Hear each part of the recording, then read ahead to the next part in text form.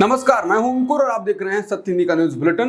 एक नजर अब तक की सुर्खियों पर। लद्दाख को लेकर मेजर जनरल जीडी बख्शी का वीडियो वायरल हो रहा है। इसको ट्वीट कर कांग्रेस नेता सुप्रिया श्रीनेत ने कहा है कि मेजर जनरल जीडी बख्शी की बातें भक्त और टीवी चैनल बहुत सुनते हैं। अब सुनिए वो क्या कह रहे हैं। यहाँ वो कह रहे हैं कि लद्दाख एक बेहद संवेदनशील इलाका है। ऐसे में जब वहाँ चीन का खतरा बढ़ रहा है और सोनम वांगचुक जैसा सम्मानित व्यक्ति इस बात को उठा रहा है तो न्यूज़ से ब्लैकआउट कर देने से काम नहीं चलेगा। इस समस्या का समाधान जरूरी है, इससे पहले कि चीन इसका फायदा उठाए।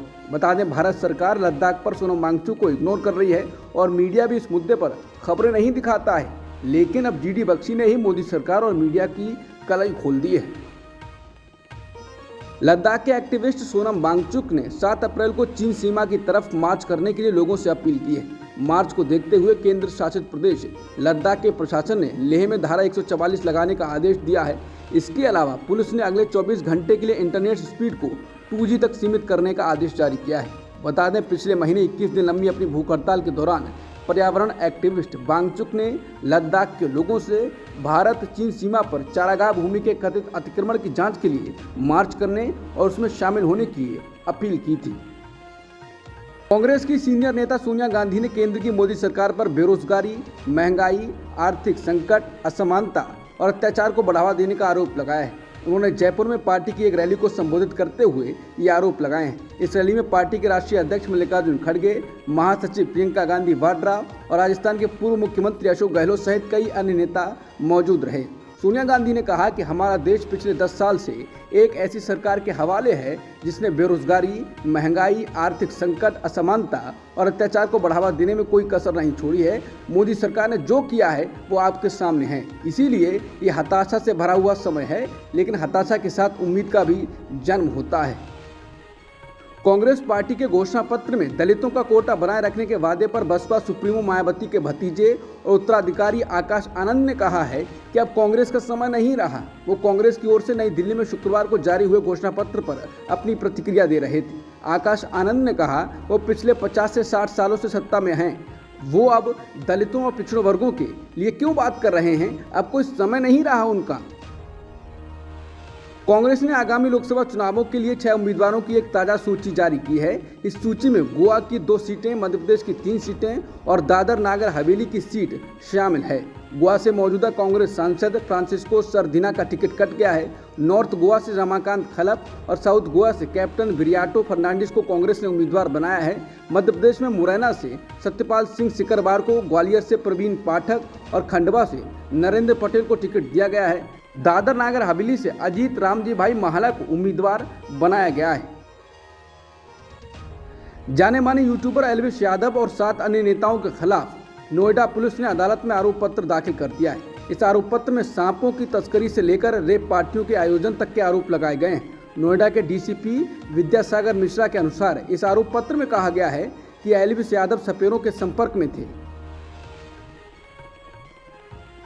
भारत में इस महीने लोकसभा चुनाव की शुरुआत होने जा रही है, लेकिन इस बीच एक बड़ी खबर सामने आई है। दरअसल टेक कंपनी माइक्रोसॉफ्ट ने चेतावनी दी है कि चीनी हैकर्स AI टूल्स का इस्तेमाल करते हुए लोकसभा चुनाव में वोटर्स को प्रभावित कर सकते हैं। इससे पहले भी सरकार को चेतावनी मिली थी कि चीन के हैकर्स AI टूल्स के जरिए चुनाव को प्रभावित करना चाहते हैं। माइक्रोसॉफ्ट ने अपनी ब्लॉग पोस्ट में लिखा है कि दुनिया के अलग अलग देशों में इस साल बड़े चुनाव होने वाले हैं, जिनमें भारत, साउथ कोरिया और अमेरिका जैसे कुछ बड़े देशों के नाम शामिल हैं। ऐसे में चीन अपने फायदे के लिए AI जनरेटेड कंटेंट और टूल्स का इस्तेमाल कर वोटर्स को प्रभावित कर सकता है।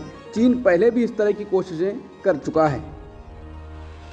जिस पटेल और क्षत्रिय गठजोड़ ने बीजेपी को गुजरात में एक छत्र राज दे दिया, अब उसी गठजोड़ में दरार पड़ती हुई दिखाई देती है।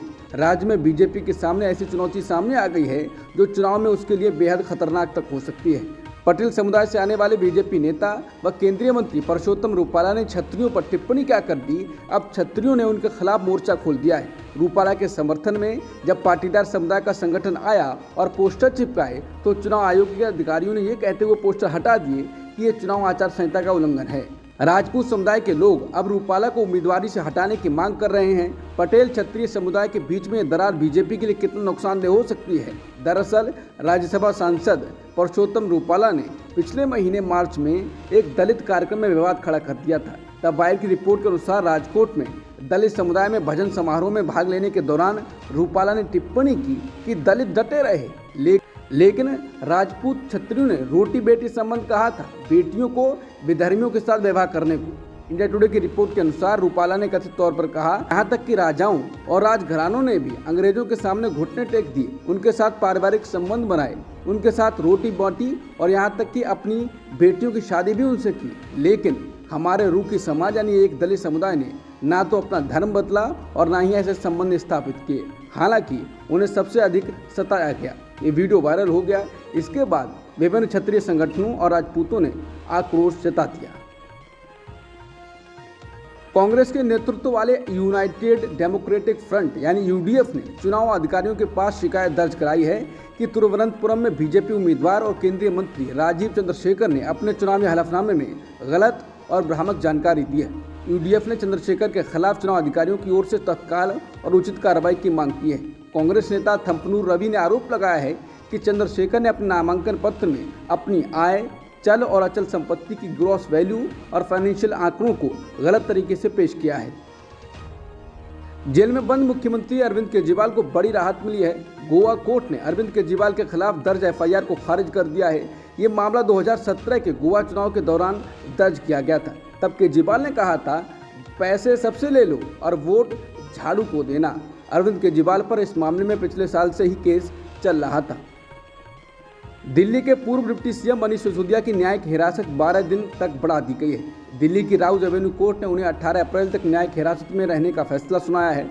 दरअसल शराब नीति केस को लेकर तिहाड़ जेल में बंद सिसोदिया की हिरासत आज खत्म हो रही थी। इसे लेकर ही उन्हें कोर्ट में पेश किया गया। इससे पहले मनीष सिसोदिया की तिहाड़ जेल से लिखी चिट्ठी कल सामने आई थी। इसमें उन्होंने अपने विधानसभा क्षेत्र के लोगों से कहा था कि जल्द ही वो बाहर आने वाले हैं। पश्चिम बंगाल की मुख्यमंत्री ममता बनर्जी ने कूच बिहार की चुनावी सभा में भाषण के दौरान प्रधानमंत्री की आलोचना करते हुए आपत्तिजनक शब्द का इस्तेमाल किया। हालांकि भाषण के दौरान ही उन्होंने अपना दुख जताया और कहा कि नाराजगी की वजह से ऐसा कह दिया।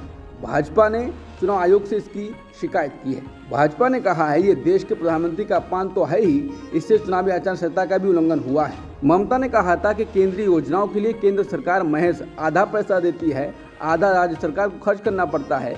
बावजूद इसके तमाम कागजों पर सिर्फ प्रधानमंत्री की तस्वीर रहती है, ऐसा क्यों?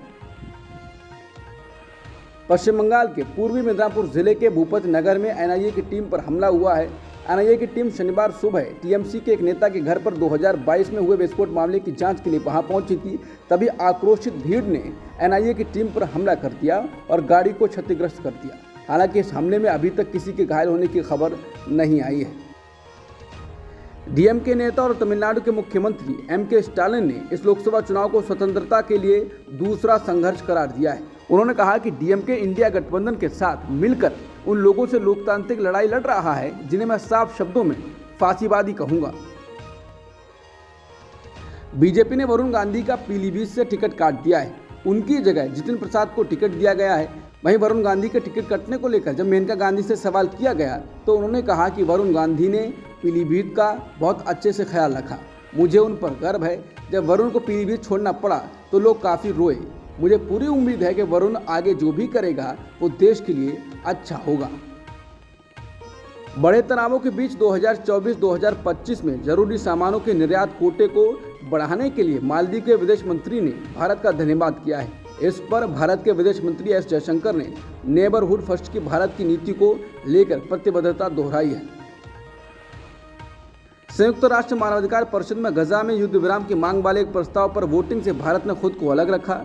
शुक्रवार को हुए इस मतदान में भारत समेत 13 देशों ने हिस्सा नहीं लिया। 28 देशों ने पक्ष में, जबकि अमेरिका और जर्मनी समेत 6 देशों ने इसके खिलाफ वोट किया।